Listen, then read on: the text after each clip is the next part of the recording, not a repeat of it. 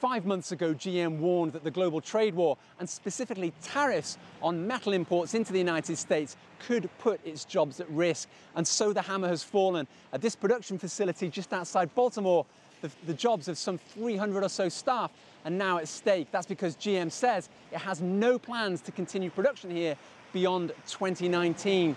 But that's just a fraction of around 14,000 employees due to be laid off by the #1 US automaker that needs to save $6 billion by 2020. GM says higher trade costs, partly driven up by steep tariffs on components, contributed to its decision to stop production at 4 US sites and 1 in Canada.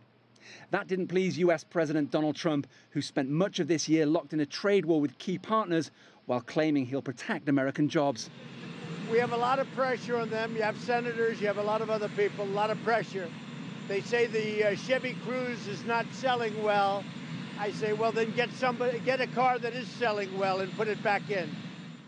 The Chevy Cruze is one of a handful of models that GM will discontinue to focus on better selling sports utility vehicles and pickups, as well as investing in electric and self-driving models.